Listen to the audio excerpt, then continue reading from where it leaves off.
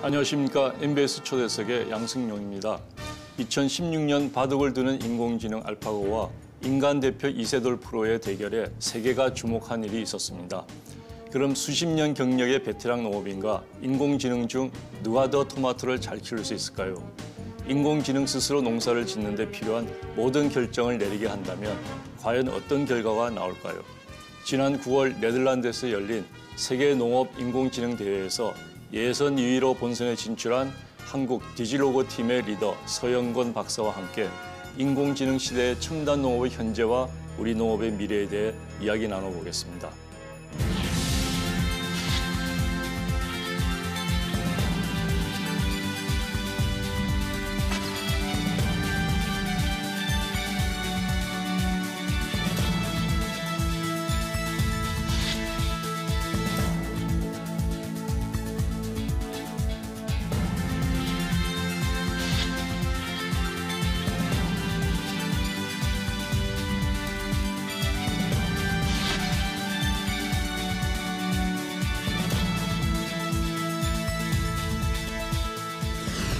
예, 오늘 스튜디오에는 인공지능을 농업 분야에 적용하는 주식회사 A넷의 서영건 박사님 자리해 주셨습니다. 고맙습니다.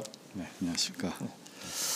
자, 우선 축하부터 드려야 되겠는데요. 지난해 2018년에 열렸던 세계 농업 인공지능 대회에서는 예선에서 탈락하는 그런 고배를 마셨는데요.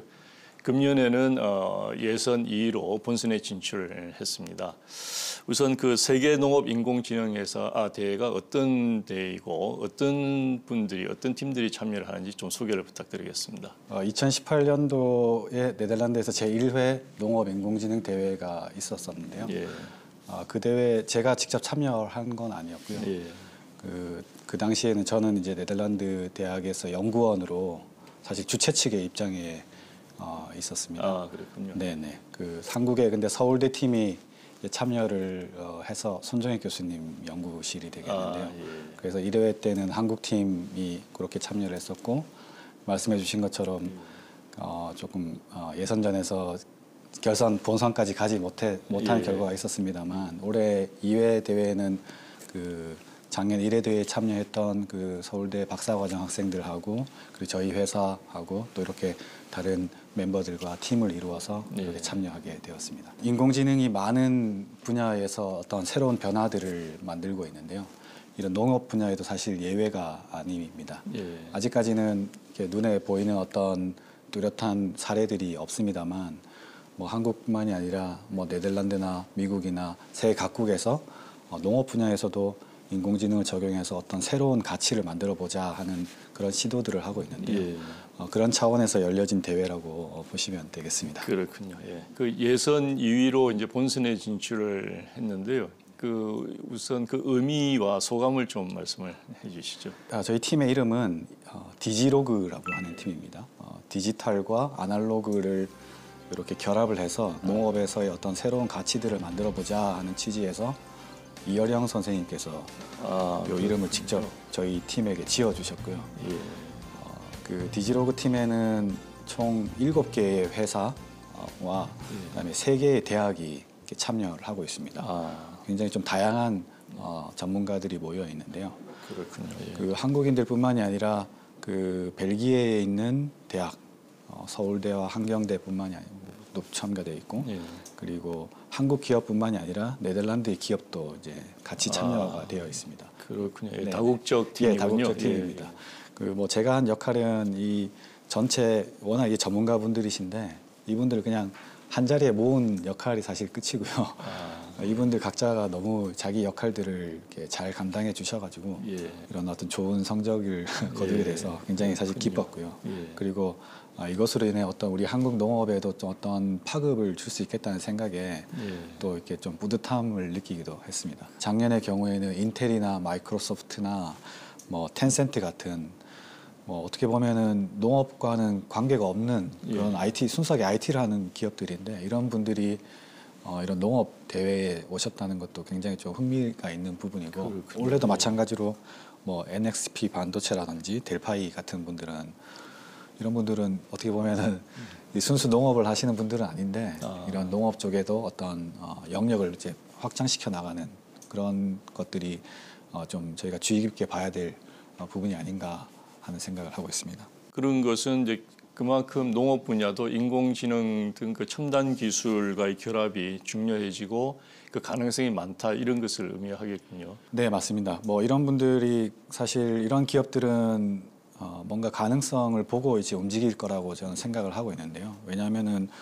단순히 참가하는 것뿐만 아니라 이 대회를 통해서 준비하는 모든 과정에 굉장한 리소스들이 이제 투입이 되기 때문에 예. 이 사람들도 농업에서의 뭔가 가능성이 있다. 어떤 이제는 단순하게 노동 직업적인 그런 농업이 아니라 어떤 기술이 결합돼서 새로운 가치들을 만드는 그런 농업의 발전 가능성을 보고 참여하는 것이 아닌가 하는 생각을 하고 있습니다. 예. 디지로고 팀만 하더라도 다양한 전공자들이 모인 다국적 팀이라고 하셨는데요. 네, 맞습니다. 구체적으로 어떤 분들이 모이고 우리 서 박사님은 어떤 전공을 하셨는가요? 저는 농업 로봇을 이제 전공한 공학자라고 보시면 되겠습니다. 예. 그래서 제가 주로 연구했던 분야는 어떤 자동화 기술들을 농업 현장에 어떻게 투입할 것인가 예. 하는 부분. 제 박사 과정도 잡초 제거 로봇 개발이 그 주제가 되겠고요. 포스닥 과정에서도 어떤 농장에서의 자동화 그 질병 탐지라든지 아니면 기계가 스스로 다니면서 농장 상황을 이제 파악하는 예. 그런 연구들을 주로 했었습니다. 그 디지로그 팀에는 이게 인공지능 대회다 보니까 아무래도 인공지능 전문가들이 우선 들어와 있고요. 예. 그거 외에 실제 작물에 관해서 알고 있는 작물 전문가 예. 그리고 여기에는 수많은 센서들이 사람의 역할을 대신해줄 센서 장비를 공급해주는 어떤 기계과 전문가분들도 들어와 계시고 컴퓨터 공학자들이 이런 역할을 주로 담당을 해주셨습니다. 그러다 보니까 조금 다양한 전문가들이 한 팀을 이루게 되었습니다. 그 얘기는 미래 농업은 농학뿐만이 아니라 네네. 거의 그 첨단 기술을 전부 망라한 그런 모든 기술들의 복합체이다 이렇게 얘기를 할 수 있겠네요. 네, 뭐 일부분은 그렇게 동의를 합니다. 예. 뭐 근데 모든 농업이 다 이 방향으로 갈 거다라고 생각은 들지는 않고요. 예. 뭐 일부는 여전히 전통적인, 전통적인 방법들로 갈 텐데 한 가지 분명한 건 이러한 흐름들에 의해서 새로운 이 형태의 농업들이 나타날 것이다라는 건 이렇게 분명해 보입니다. 그렇군요. 예. 자, 전 세계 쟁쟁한 IT 기업들이 거의 뭐 총출동을 했다 이렇게 했는데 그 예선부터 굉장히 치열했겠습니다. 그 예선은 어떻게 치러졌는가요? 그 예선전은 24시간 동안 진행이 되었는데요. 이제 그 와게닝겐 대학교에서 개발한 그 가상의 시뮬레이터 환경 서버를 열어주고요. 이제 그 서버에 저희가 접속을 해서 각 팀이 그 서버 내에서 그 여러 번 농사를 지어보고 어떤 팀이 가장 좋은 어떤 그 결과를 냈느냐, 결과는 투입된 어떤 에너지 대비 얼마나 많은 수확량을 남겼느냐 이 값을 계산을 해서 그 순서대로 1, 2, 3등을 매겼고요. 그와 더불어서 요 대회에 적용했던 AI 알고리즘이 얼마나 탁월했나 점수도 같이 평가가 되었습니다. 네. 작물은 한 작물을 선정을 하는가요? 예, 맞습니다. 그 1회 대회의 경우에는 오이가 선정이 되어서 오이를 기반으로 대회가 치러졌었고요. 예. 겨울에는 방울토마토가 선정이 되어서 방울토마토로 진행이 됐습니다. 그렇군요. 예. 그 네덜란드의 와게닝겐 대학이 이러한 세계적인 대회를 개최할 수 있는 그 이유 또는 뭐 그 역량이 어디에 있을까요? 사실 이런 대회는 아무나 할 수 있는 건 아닙니다. 그렇겠죠. 그래서 텐센트도 사실 뭐 자금의 영향력은 충분히 있는데 또 불구하고 와게닝겐 대학을 찾아갈 수밖에 없었던 이유가 저희가 주목할 필요가 있다고 보는데요. 우선 첫 번째 이유는 와게닝겐 대학에서 만든 그 렛츠그로라고 하는 데이터 플랫폼을 들 수가 있겠습니다. 2000년대 초반부터 이 와게닝겐 대학 연구자들이 개발한 어떻게 보면은 빅데이터를 축적하는 플랫폼이라고 보시면 되겠는데요. 그 각 네덜란드 농가에서 들어오는 모든 데이터들을 이곳에 이제 모으는 형태가 되어 있고요. 그것뿐만이 아니라 그 당시 시장 가격이라든지 그 당시 유통 현황 그리고 더 나아가서는 그 당시 날씨 데이터들까지 그런 데이터들이 거의 한 20년간 축적이 되어 있다 보니까 그 안에서 뭐 굉장히 많은 사실 일들을 할 수 있는 게 와게닝겐이 어떤 이런 대회를 할 수 있었던 첫 번째 이유라고 생각이 되고요. 그리고 두 번째 이유는 예선에서 저희가 시뮬레이터를 사용했다라고 말씀을 드렸는데 가상의 농장을 만들 수 있는 그런 역량을 이제 와게닝겐 대학이 가지고 있다는 겁니다. 그 이유도 사실 첫 번째 이유와 연결이 됩니다. 데이터가 있으니까. 네, 충분한 데이터가 있으니까 그 데이터를 기반으로 가상의 환경에서 농장을 이제 이 사람들이 만들 수 있는 거죠. 그러니까 그런 농장을 만들어 놓고 전 세계 그 팀들로 하여금 우리가 만든 가상의 농장에 와서 우리 대회를 해보자는 게 이제 가능하겠고요. 그리고 세 번째는 와게닝겐 대학이라고 하는 어떤 브랜드가 될 수 있을 것 같습니다. 그러니까 세계적인 농업 대학이다. 그리고 와게닝겐이 하면 뭔가 우리도 해야 될 것 같다. 좀 뭐 그런 것이 있지 않았을까. 요 세 가지 이유가 있지 않을까 싶습니다. 충분한 이유가 될 것 같습니다. 한국의 디지로우 팀과 함께 이제 본선에 오른 5개 팀이라고 했죠. 어떤 팀들이고 네. 최종적인 성적은 어떻게 가려지게 되나요? 네, 예선에서도 마찬가지지만 이번 대회의 한 40% 정도 가량의 팀은 사실 중국 팀이 되겠습니다. 중국에서 굉장히 많은 관심을 보여주었는데요.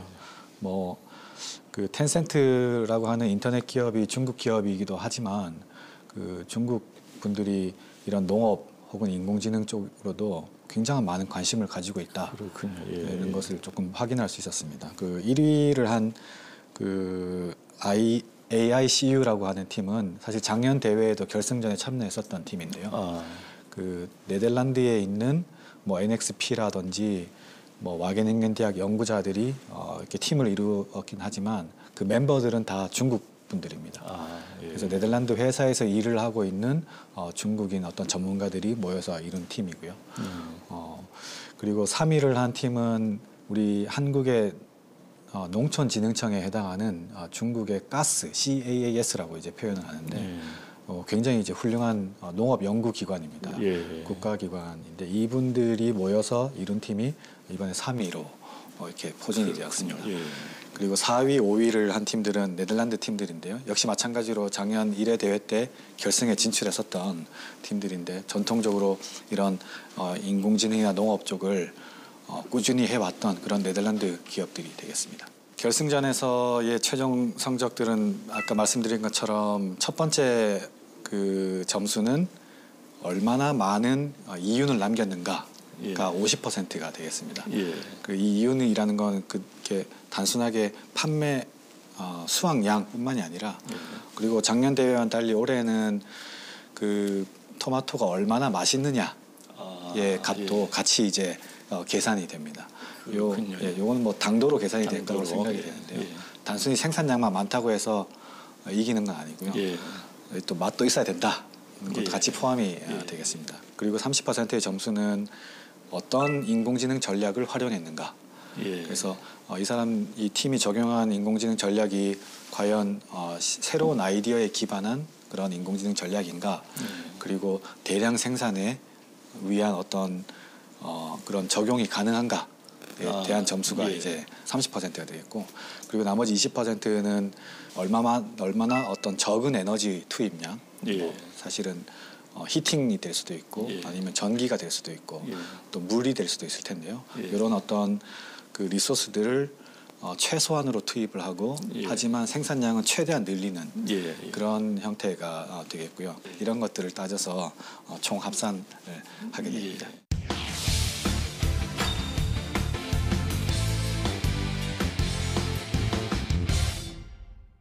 본선에 진출한 5개 팀의 최종 성적은 이제 인공지능이 생산한 최종 그 실제 생산한 결과물 그걸로 이제 평가를 하는군요. 자, 그렇다면은 그 인공지능과 인간 농부의 대결 그건 어떻게 진행이 됩니까? 작년 1회 대회가 개최될 때 제가 그 와게닝겐 대학 연구원으로 그 팀에서 이제 주최 측에서 이렇게 입장에서 일을 하고 있었었는데요. 사실 저희가 궁극적으로 제일 궁금했던 사항들은 과연 인공지능이 사람보다 더 잘할 수 있을까? 이제 그게 사실은 제일 궁금했었습니다. 알파고와 이세돌의 대결처럼. 네, 맞습니다. 네.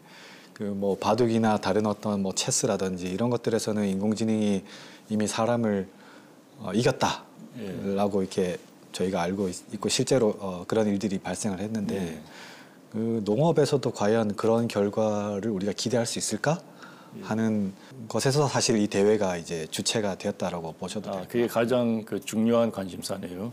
저희 주최 측의 입장에서는 그것이 가장 중요했습니다. 하지만 이 농업 분야의 인공지능을 적용할 수 있는 방법들이 굉장히 많이 있는데 그것들을 와게닝겐 대학 스스로 해보기에는 너무 오랜 시간이 걸릴 거다라고 판단이 되어서 이런 대회를 통해서 다양한 경쟁, 팀끼리의 경쟁도 하지만 궁극적으로는 팀과 사람, 그러니까 AI와 사람의 경쟁 구도를 만들어 보면 이런 어떤 발전 속도가 더 빠르지 않을까 하는 그런 취지에서 1회 대회, 2회 대회가 이렇게 열렸다고 보시면 되겠습니다. 그래서 이번 2회 대회도 마찬가지입니다. 5개의 팀이 결승에 이제 저희가 올라갔고요. 그리고 이 나머지 또 1개의 공간은 하나의 팀은 사람 전문가가 되겠습니다. 그 쉽게 표현을 드리자면 방울토마토의 이세돌 팀이다라고 보시면 되겠습니다. 그래서 네덜란드에서 방울토마토를 아주 잘 하시는 농민분 그리고 와게닝겐 대학 박사님 그리고 컨설턴트들 이렇게 한 5명 정도가 팀을 이루어서 이분들도 저희가 재배하는 본선 기관과 동일한 공간에서 동일한 조건 하에 재배를 하시게 되는데요. 다만 이제 저희 팀과 이제 차이점은 인공지능 팀 저희 팀들의 경우에는 실제 재배하는 공간을 들어갈 수가 없습니다. 그래서 모든 어떤 제어나 재배를 인공지능 알고리즘에 의해서 수행하게끔 되어 있는데 요 방울토마토의 이세돌 팀들의 경우에는 이제 그 전문가분들이 수시로 다니시면서 실제 농사 지으시는 것처럼 하실 수 있도록 그렇게 해서 나중에 결과를 이제 서로 비교하는 형태가 되겠습니다. 그 대결이 정말 흥미진진한데요. 그 지난해에는 이제 첫 결과가 있었습니까? 네, 맞습니다. 지난해에도 같은 구조로 진행이 되었었는데 다만 지난해에는 그 오이가 장목이었습니다.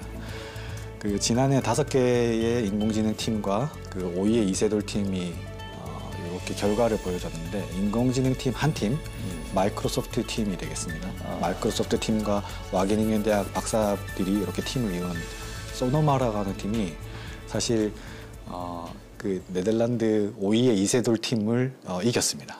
한 팀이. 그래서 사실 그 당시에 네덜란드에서는 한번 난리가 났었는데요. 왜냐하면은 네덜란드 농민분들은 지금 오이의 재배에 관해서는 이제 세계 최고다라고 본인들이 생각을 하고 있는데 그 결과를 비교해 보니까 자기들보다 더 좋은 결과를 이제 인공지능이 낸 걸 보고 그렇군요. 그 당시에 사회적인 파장이 이제 컸다. 그렇겠습니다. 보셔야 되겠습니다. 네. 자, 금년에는 어떻게 예상을 하시는가요? 네, 사실 이 부분은 저도 잘 모르겠습니다. 그 오이의 경우에는 재배 기간이 3개월이라고 하는 좀 상대적으로 짧은 기간이고요. 그리고 또 방울토마토에 비해 사람의 손을 좀 덜 타기 때문에 좀 재배 과정이 조금 단순하고 쉬웠다라고 저는 보여지는데요. 거기에 반해 이제 방울토마토의 경우에는 좀 복잡한 어떤 조건들이 더 추가가 되어 있고요. 그리고 무엇보다 재배 기간이 6개월이라고 하는 작년과 비교하면 2배 이상 늘어난 게 되겠는데요. 뭐 궁극적으로는 오랜 시간이 지나면 그 AI가 농업 분야에서도 사람을 앞서갈 거라고는 예상이 되지만 그러니까 이번 대회에서 어떤 그게 확인이 가능할지에 대해서는 사실 저도 잘 모르겠습니다. 그 실제로 이제 미래에 그 이런 인공지능이 농업과 결합을 할 때는 순수하게 인간 농부 또는 순수하게 인공지능만 하는 것은 아닐 것이고 이 두 그 전문 영역이 결합이 돼서 이제 실제로 농업에 적용을 한다면은 그럼 굉장히 그 많은 변화가 있을 수 있겠네요. 네, 맞습니다. 지금은 이제 시작을 위한 어떤 발걸음을 내딛었다. 저는 이렇게 보고 있고요.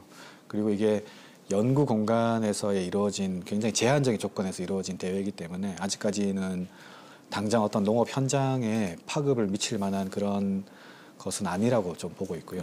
그리고 무엇보다도 약간의 연구의 차원에서의 조금 발전된 형태라고 보고 있습니다. 하지만 이 대회 자체가 주는 메시지가 굉장히 크고 그리고 앞으로 이 대회를 기반으로 해서 인공지능의 농업 적용 방안들도 충분히 나올 수 있을 거기 때문에 예. 가능성을 높게 보고 있습니다. 예.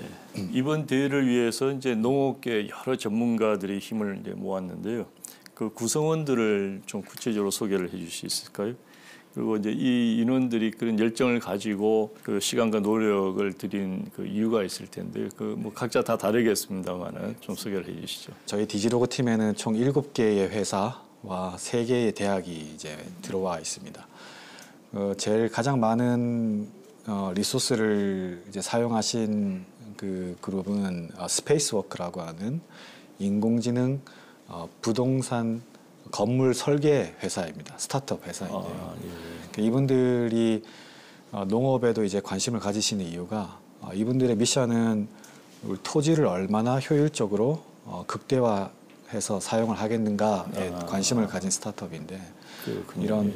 농업 쪽에서도 사실 많은 농업 건물들이라든지 예, 예. 그 농토를 어떻게 우리가 효율적으로 활용할 수 있을까 예. 그런 고민을 하시던 중에 이제 저와 연결이 예. 돼서 이렇게 조인을 하시게 됐고요. 농업에서는 여전히 토지가 중요한 생산 요소니까요. 네, 맞습니다. 그 뭐 토지뿐만이 아니라 뭐 축사라든지 예. 아니면 그린하우스라든지 예. 이런 것들도 이분들께서 추후에 인공지능에 의해서 설계되는 구조물 또 앞으로는 이제 가능할 거라고 저는 보고 있고요.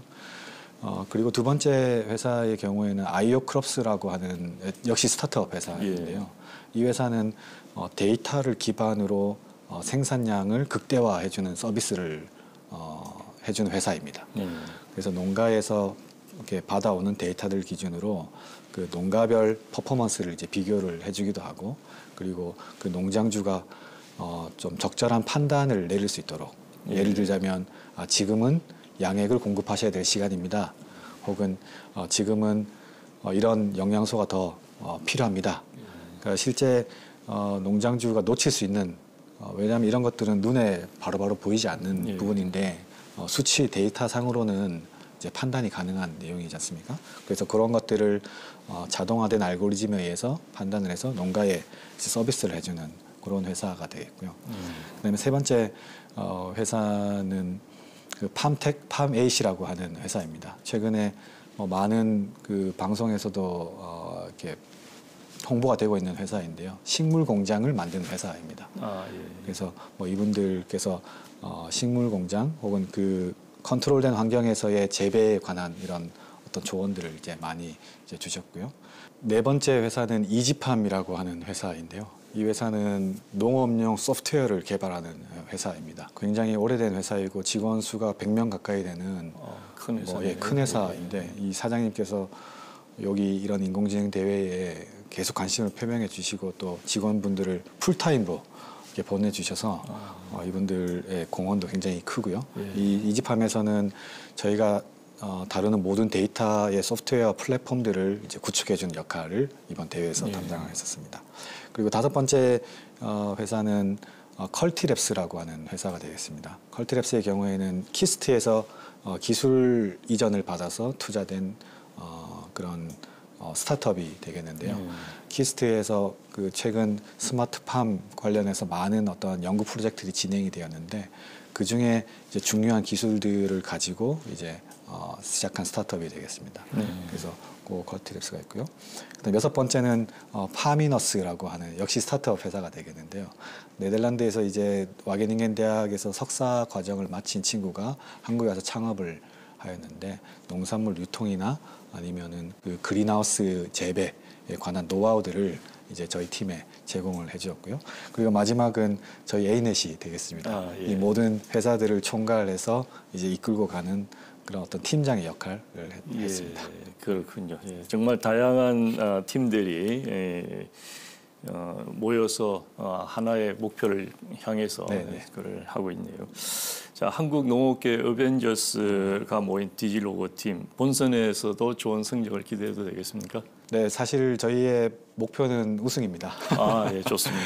네, 하지만 사실 우승만을 위해서 모든 에너지를 투입하려고 하지는 않습니다.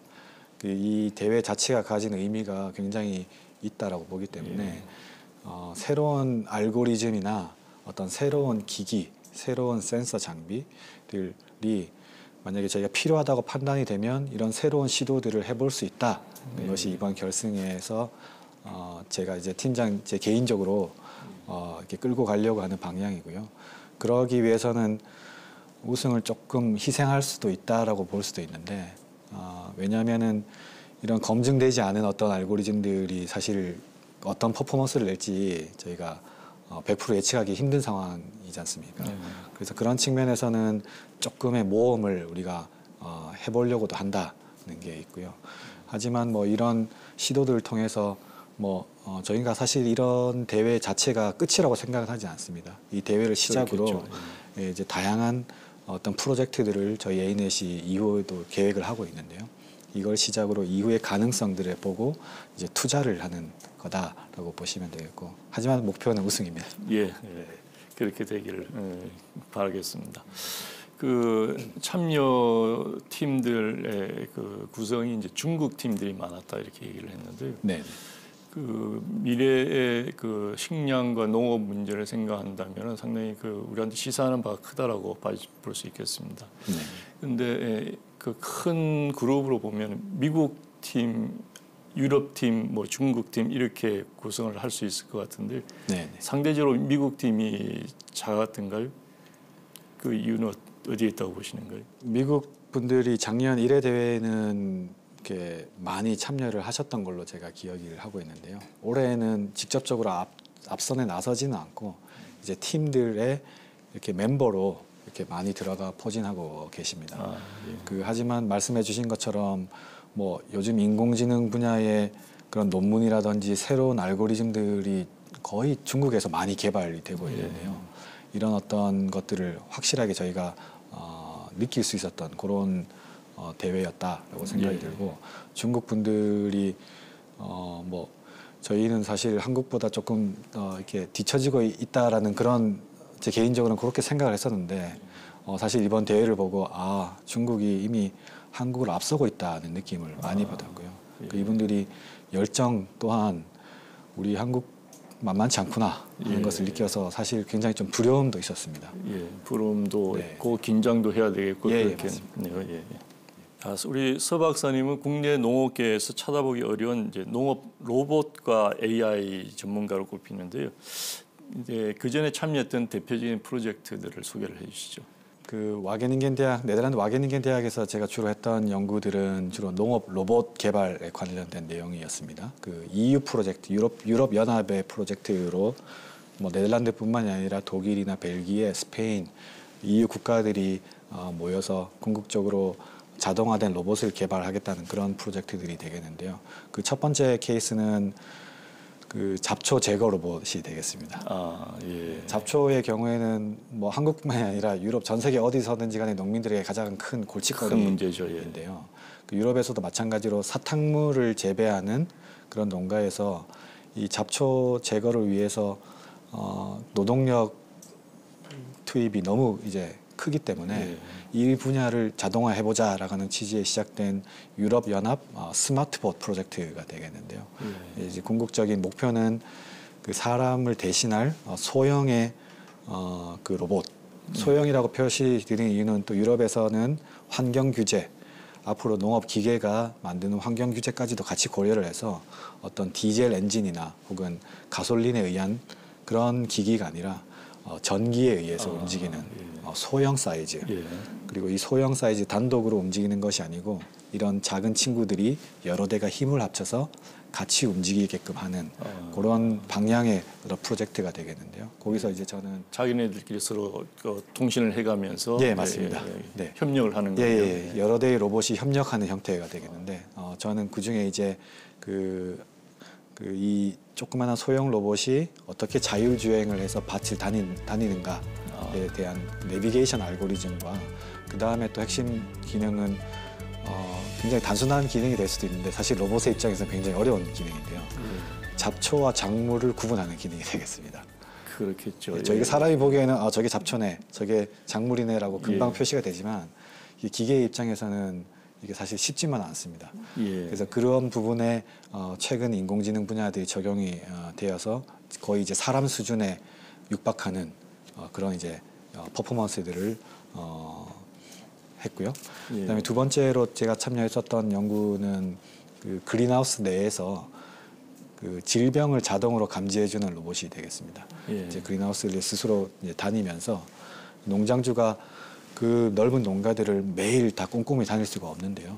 이런 어떤 기계 자동화된 로봇들이 다니면서 특정 질병이 발생하였을 경우에 재빨리 농장주에게 이곳에 어떤 질병이 발생했습니다라는 그런 알림을 줄 수 있는 어떤 예. 그런 기계가 되겠습니다. 그렇군요. AI의 가장 큰 난관이 개와 고양이를 구별을 하는 것이라고 했는데 개와 고양이를 구별하는 것보다 잡초와 실제 작물을 구별하는 것이 더 어렵고 중요한 문제겠네요.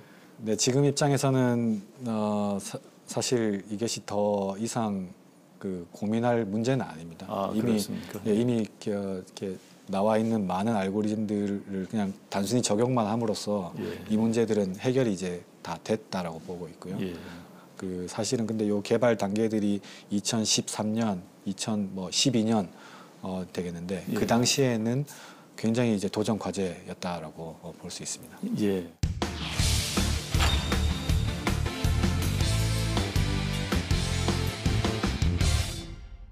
우리 서 박사님 이력을 살펴보니까 굉장히 좀 독특하네요. 미국과 한국, 네덜란드를 오가면서 농업공학을 공부를 하셨는데 네네. 그 공부를 하게 된 그 배경이라 그럴까요? 그 과정을 좀 소개를 해주시죠. 사실 저희 부모님은 과수원을 하셨습니다. 하고 지금도 하고 계십니다. 지금도 어디에서? 그 경북 칠곡에 농장이 있고요. 지금은 나이가 많이 드셔서 사실 이렇게 막 적극적으로 하시진 않지만 그래도 이전 계속 해오던 것이 있으시기 때문에 조금씩 지금 하고 계시는데 그 뭐 저의 그래서 여름 방학 때의 주로 역할은 이제 농장에 가서 약치고 예, 풀 뽑고 예. 그런 일들이었습니다.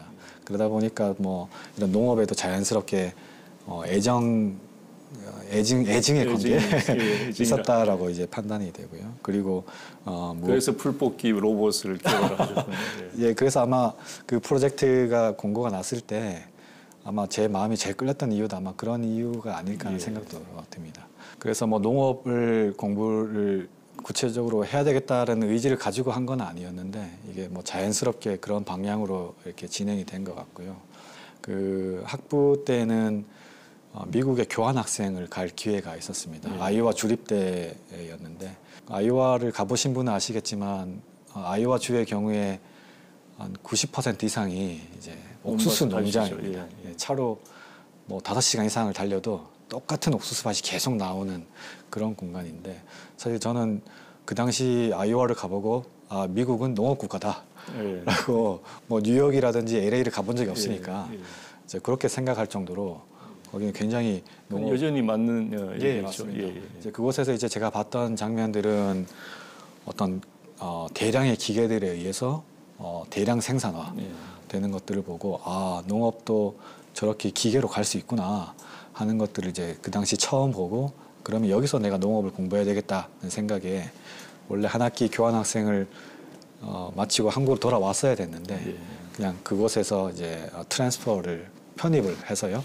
그 미국 대학에서 농업 시스템 기술을 이제 전공을 하고 졸업을 하게 되었습니다. 그리고 나서 사실 저는 뭐 공부는 제가 할 분야는 아니다라고 판단을 했었는데요. 그래서 여기 아이오와 대학을 졸업을 하고 나서는 연변과기대로 제가 갔습니다. 연변과기대에 한 1년 정도 거기 그 4학년 학생 박사 프로젝트를 이제 돕는 역할 그리고 약간의 시간 강사의 역할 그리고 그 전산실 이메일 학교 서버를 개발해주는 역할 이렇게 진행을 했었는데요. 그 학교에 가게 된 이유는 아무래도 그쪽 그 중국 동북성 지역 쪽에 굉장히 넓은 농토들이 많이 있는데 내가 그쪽에서 뭔가 농업을 이렇게 해볼 수 있지 않을까 하는 막연한 생각에 이제 그곳을 가게 되었었는데 그곳에 지내다 보니까 이 농사를 실제 이렇게 짓고 그 농장에서 실제 일을 하는 것이 나에게는 좀 맞지 않구나 하는 것을 좀 느끼게 됐고요. 그리고 그 당시 같이 계셨던 연변과기대학교의 많은 교수님들께서 그 서구는 계속 공부를 하면 좋겠다라고 이렇게 많은 조언을 주셔서 그러면은 한국 농업을 위해서 공부할 곳을 어디를 가야 됩니까? 라고 제안을 드렸을 때 일단은 서울대학교로 가보면 좋겠다. 제안을 주셔서 이제 거기서 1년 정도 지내다가 서울대학교의 이제 석사 과정, 석박 통합 과정이 되겠는데요. 바이오 시스템 공학이 되겠습니다. 공학과에 이제 들어왔고요. 여기에서 석박 과정 그 수료를 하고 나서 이제 박사 논문을 쓰면 이제 졸업을 하는 단계에 있었는데 때마침 그 기간에 네덜란드에서 이런 잡초 제거 로봇을 개발한다고 하는 프로젝트가 공고가 되고 그 연구원을 모집한다라고 하는 그런 공고를 우연히 보고 제가 이제 지원을 하게 되고 이제 그쪽에서 저를 이제 받아주게 돼서 네덜란드로 가서 박사와 연구원 생활을 같이 하게 되었습니다. 그렇군요. 예. 자, 우리 이제 잡초를 제거하는 로봇을 개발을 하는 과정에서 일반 산업용 로봇과는 그 농사용 로봇은 굉장히 다를 것 같습니다. 굉장히 어려운 환경에서 그 작업을 해야 되는데 어떤 어려운 점들이 있을까요? 네, 그 산업용 로봇과 농업에서 사용하는 로봇의 가장 큰 차이점은 제 개인적으로 생각하기에는 그 가격이라고 저는 판단이 되는데요. 그 산업용 현장에서 적용할 수 있는 수준의 그런 퍼포먼스는 언제든지 농업 현장에서도 만들 수는 있습니다. 기술적으로는요? 예, 기술적으로는 이게 어려운 부분이 아닙니다만 그렇게 만든다고 해서 농민분들이 이 로봇을 사용하실 거라고 생각하지는 않습니다. 경영 규모가 달라서 그렇군요. 네, 맞습니다. 그리고 언제든지 그 농장을 운영하시는 분의 입장에서는 그 대체할 인력들, 저렴한 어떤 노동력들이 항상 대기하고 있기 때문에 이런 로봇이 충분히 가격 경쟁력을 가지지 않는 이상 단순하게 그냥 연구실에서만 그냥 놀다가 끝이 나는 그런 수준일 거라고 보는데요. 한국뿐만이 아니라 외국 농민들도 이런 가격에 굉장히 민감하실 수밖에 없는데요. 왜냐하면 농업이 이윤을 많이 남기는 그런 농업은 아니고 규모 또한 어떤 산업의 다른 산업에 비해서는 이렇게 조금 비교적 작은 그런 영역이기 때문에 아무리 잘 만들었다, 기술적으로 아무리 훌륭하다 하더라도 이게 가격이 맞지 않으면 실제 현장에서는 사용이 되지 않는 게 되겠습니다. 근데 저희 네덜란드 유럽연합의 최종적인 프로젝트의 목적은 실제 농장에서 사용할 수 있는 가격 경쟁력을 가진 로봇을 개발하는 게 목표였기 때문에 어떻게 하면 저렴하게 만들 수 있을까 하는 부분에 있어서는 일반 산업에서 적용하는 로봇과는 조금 다른 접근에 이루어졌다고 볼 수 있고요. 그다음에 두 번째 또 다른 점은 산업 현장은 사람이 그 환경을 제어할 수 있는 그런 측면이 있다면 농업 환경은 저희가 제어하기가 굉장히 어렵다. 물론 측면이 있습니다. 땅도 울퉁불퉁하고. 예, 맞습니다. 뭐 태양이라든지 비라든지 아니면 병충해라든지 이런 것들은 우리 사람이 직접 제어할 수가 없는 내용들인데요. 이런 환경에서도 좋게 운용이 가능한 접근이어야 되다 보니까 산업 현장에서의 로봇을 개발하는 접근과는 조금 다른 차이가 있다라고 보여지고요. 그리고 세 번째 경우에는 그 로봇이 그 다루게 될 농산물이 되겠는데요. 산업 현장의 그런 어떤 뭐 자동차라든지 아니면은 뭐 핸드폰이라든지 이런 것들은 규격화된 어떤 패턴을 가지고 있기 때문에 어떤 정해진 위치에서의 그 작업들이 가능한 컨베이어 벨트에서 나오는 것들을 맞습니다만 그렇지만 농업 환경을 생각해 보시면 과수원의 포도 같은 경우에도 같은 나무지만 이게 다 다양한 크기의 포도가 열리고 어디에서 열릴지도 사실은 위치도 다르고 이제 그런 측면이 좀 다르다라고 이제 보실 수 있습니다. 그러니까 훨씬 더 어려운데 비용은 더 싸야 되고 맞습니다. 그런 어려움이 있네요. 그렇게 보시면 제가 뜬 동영상을 보니까 이 소형 로봇이 그 다니면서 뭐 농약도 주고 비료도 주고 뭐 이런 작업들을 하던데요. 그러니까 잡초를 제거하는 방법이 여러 가지가 있지 않겠습니까? 뽑는 것이 있을 수 있고 뭐 아까 레이저를 쏘는 것, 농약을 주는 그런 모든 것들이 다 가능한 거예요, 선택적으로?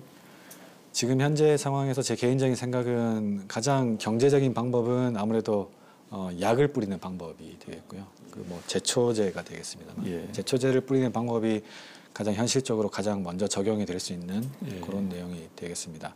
하지만 제초제를 쓸 수 없는 농가들이 있습니다. 뭐 예. 유기농을 하시던 분들이라든지 그렇죠. 예. 아니면 본인의 철학에 의해 나는 제초제를 예. 쓰지 않겠다 예. 하시는 그런 농가들이 계시는데 그런 농가들을 위해 저희 제가 있었던 와게닝겐 대학은 로봇팔을 이용해서 잡초를 이제 직접 제거하는- 사람이 이렇게 뽑는 것처럼 예. 팔로 이렇게 뭉갠다든지 아, 아니면 더 나아가서 이제 레이저로 이제 태워 죽이는 예. 그런 연구들도 같이 진행이 되고 있는데 아직까지는 현실에 적용하기는 아직까지 조금 무리다라는 생각을 하고 있습니다. 예, 예. 네네. 자, 네덜란드에서 첨단 기술을 활발하게 연구하던 중에 지난해 이제 귀국을 하셨네요. 네덜란드에서 계속 있었으면은 뭐 학자로서 연구자로서 경력을 더 높이 쌓을 수 있었을 것 같은데요. 한국으로 귀국을 결심한 이유가 무엇인가요? 네, 뭐 여러 가지 이유가 있을 거라고 생각이 되는데 그 중에 이제 가장 큰 이유는 이제 그 당시 와게닝겐 대학에 1년 정도 안식년으로 연구를 오셨던 민승규 전 차관님이신데요. 이분께서 한국에서 우리 한국 농업에 어떤 뭐 새로운 가치를 만드는 일을 함께 해보자라고 하는 제안을 한 번도 아니고 여러 차례 저한테 주셔서 한국에 가야 하나라는 생각을 조금 하고 있었고요. 그리고 또 때마침 오랫동안 이제 알고 지냈던 분인데 충남대학교 조병관 교수님, 바이오시스템 기계공학과 교수님이신데 이분께서 2018년도에 학회차 네덜란드를 방문하셨는데 그때 이제 저한테 직접적으로 충남대에 와서 우리 학생들을 가르치고 같이 연구하는 일들을 해보자라고 하는 제안을 주셔서 그래서 한국 귀국을 결심을 했습니다. 예. 그래서 충남대에서 연구 교수로 이제 활동도 하시고 예, 맞습니다. 또 현장에서도 전문가로 활발하게 일도 하시고 하시는데 앞으로 대학에서 후학을 양성하실 계획 뭐 그런 것도 가지고 계신가요? 예, 맞습니다. 대학에서의 후학 양성 연구자 뿐만이 아니라 저는 농업 비즈니스 인공지능 서비스를 하는 사업가의 역할도 같이 할 생각을 지금 가지고 있는데요. 그런데 이제 제가 가장 큰 영향을 받은 건 아무래도 네덜란드에서 같이 박사를 공부했던 친구들에게서 영향을 받았다라고 판단이 되는데요. 저와 같이 박사 학위를 했던 5명의 그 친구들이 있습니다. 저까지 포함해서 외국인인가요? 예, 다 네덜란드 친구들인데요. 이 친구들이 하나도 빠지지 않고 다 박사 과정을 마치고 나서는 본인의 연구 주제를 가지고 창업을 내서 사업을 하게 되었습니다. 굉장히 저는 좀 충격을 받았는데요. 저희 당연히 제 생각은 당연하게 박사 학위가 마치면 연구 기관에 가서 일을 하든지 아니면 대학으로 가서 뭐 어떤 학생들을 가르치는 일들을 해야겠다는 그 옵션이 사실은 전부였는데 이 네덜란드 친구들을 보면서 저런 것도 가능하구나 하는 것들을 이제 그 당시 이제 제가 조금 충격으로 받은 게 있고요. 그리고 또 두 번째는 말씀드린 것처럼 민승규 전 차관님께서 우리가 현장에 어떤 임팩트를 주려면 이런 어떤 창업에 의해서 어떤 새로운 비즈니스를 만드는 것이 필요하지 않겠냐라고 하는 그런 제안들을 여러 차례 주셔서 사실 뭐 제가 창업을 했다라고 표현을 해주시지만 저는 그냥 민 차관님께서 세팅을 해주신 거에 숟가락을 그냥 얹은 케이스가 되겠고요. 물론 뭐 같이 지금 비즈니스를 하고 있습니다만 사실 쉬운 결정은 아니었습니다만 이런 결정을 하게 돼서 지금은 사실 기쁘게 생각하고 있고요. 굉장히 이제 즐기면서 기쁜 마음으로 임하고 있습니다. 자, 네덜란드에서 한국으로 또 연구자에서 창업 또는 이제 대학의 그 강단에 또 그런 여러 길들을 개척해 가면서 한국 농업의 미래를 아마 만들어가는 그런 과정을 겪고 있는데 앞으로 어떤 꿈을 가지고 계신지 궁금합니다. 네, 저희 A넷은 사실 비즈니스를 하는 회사이긴 하지만 이윤만을 창출하는 목표를 가지고 있지는 않습니다. 저희의 미션 혹은 비전은 어떻게 보면은 우리 다음 세대에게 조금 더 나은 농업, 한국 농업, 더 나아가서는 아시아 농업의 어떤 세대를 물려주자라고 하는 그런 목표를 가지고 있는데요. 물론 계속 사업을 지속하기 위해서는 어떤 이용 창출이 있어야 되고 운영 비용이 계속 충당되어야 되기 때문에 그런 측면에서 비즈니스에 저희가 열심히 하긴 하지만 어떤 이윤 창출만을 목표로 하진 않는다.